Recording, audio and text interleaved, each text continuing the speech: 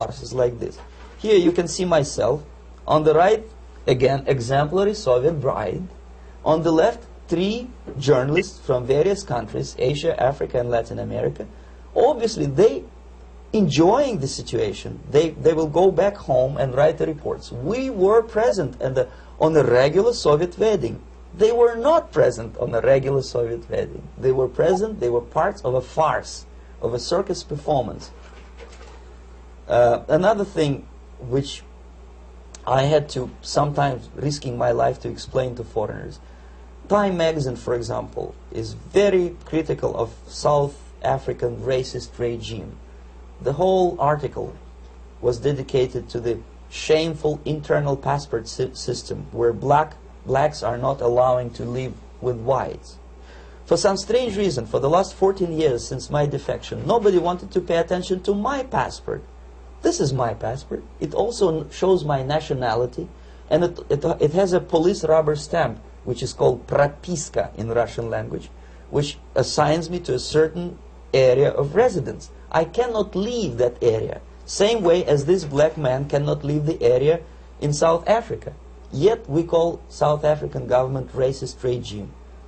Not a single Jane Shmonda or Fonda is brave enough, courageous enough to come to media and say, look, this is what happens in USSR. I send a copy of my passport to many American liberals and civil rights defenders and all the other useful idiots. They never bothered to answer me back. This shows what kind of integrity, what kind of honesty these people are. They're a bunch of hypocrites because they don't want to recognize a good example of racism in my country. This is the first stage of befriending a professor. You can see myself on the left with the same James Bond smile. On the right is my KGB supervisor, Comrade Leonid Mitrokhin, and in the middle a professor of political science in Delhi University. The next stage would be to invite him to a gathering of Indo-Soviet Friendship Society. There he is sitting next to his wife before he is being sent to USSR for a free trip. Everything is paid by the Soviet government. He was made to believe that he is invited to USSR because he is a talented, sober-thinking intellectual.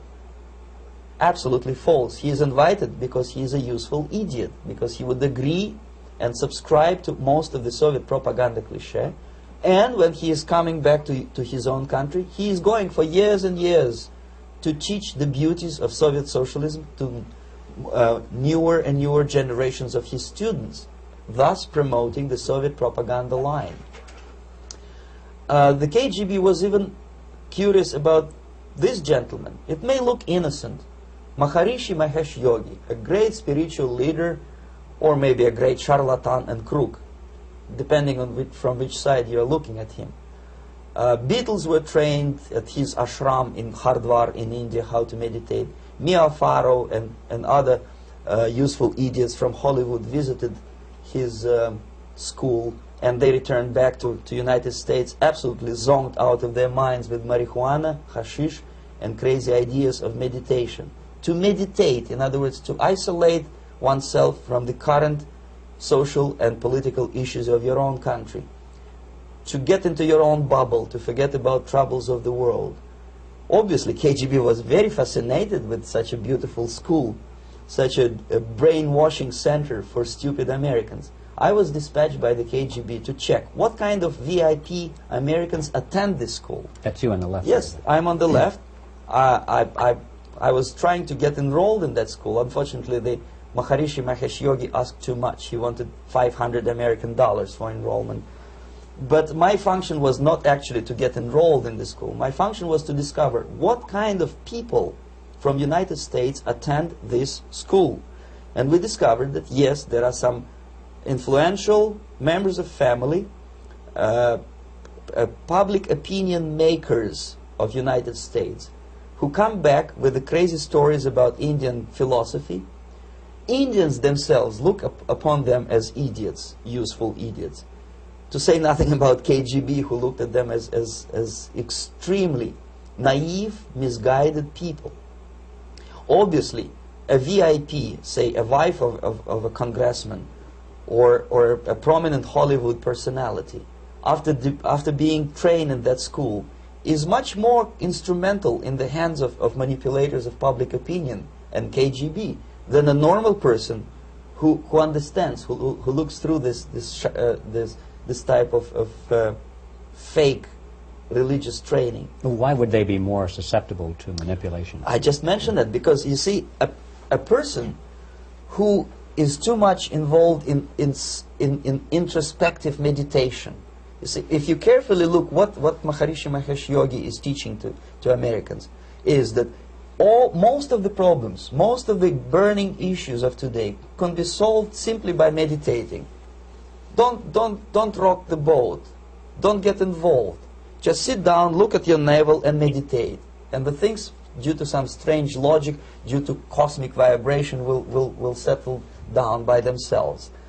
This is exactly what the KGB and Marxist-Leninist propaganda wants from Americans, to distract their opinion, attention, and mental energy from real issues of the United States into a non-issues, into a non-world, non-existent harmony.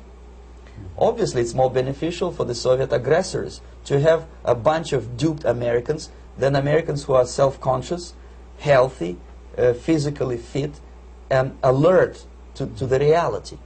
Maharishi Mahesh Yogi obviously is not on the payroll of the KGB. But whether he knows it or not, he contributes greatly to demoralization of American society. And he is not the only one.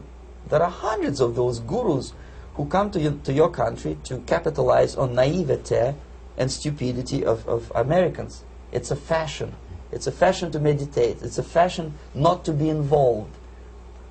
So obviously, you can see that if KGB were that curious, if they paid my trip to Hardwar, if they assigned me to that strange job, obviously they were very much fascinated.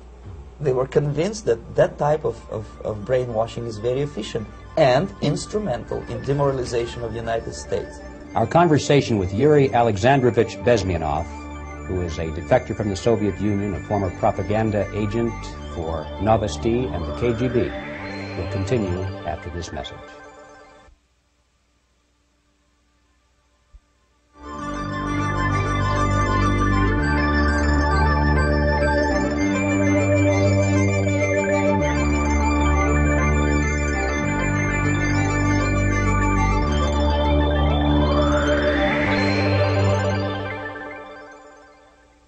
This picture shows the part of the building of USSR embassy, and my supervisors. On the left is Comrade Mehdi, an Indian communist, and on the right, Comrade Mitrokhin, my supervisors in the secret department of research and counter-propaganda. It has nothing to do with either research or counter-propaganda. Most of the activity of that department was to compile huge volume of information on individuals who were instrumental in creating public opinion. Publishers, editors, journalists, actors, educationalists, professors of political science, members of parliament, representatives of business circles. Most of these people were divided roughly in two groups. Those who would toe the Soviet foreign policy, they would be promoted to the positions of power through media and public opinion manipulation. Those who refused the Soviet influence in their own country would be character assassinated or executed physically come revolution. Same way as in the small town of Hue in South Vietnam, several thousands of Vietnamese were executed in one night when the city was captured by Viet Cong for only 2 days. And American CIA could never figure out how could possibly communists know each individual, where he lives, where to get him, and would be arrested in one night, basically in some 4 hours before dawn, put on a van, taken out of the city limits and shot. The answer is very simple. Long before communists occupied the city, there was extensive network of informers, local Vietnamese citizens, who knew absolutely everything about people who are instrumental in public opinion, including barbers and taxi drivers. Everyone who was sympathetic to the United States was executed. Same thing was done under the guidance of the Soviet embassy in Hanoi, and same thing I was doing in New Delhi. To my horror, I discovered that in the files where people were doomed to execution, there were names of pro-Soviet journalists with whom I was personally friendly. Pro-Soviet? Yes.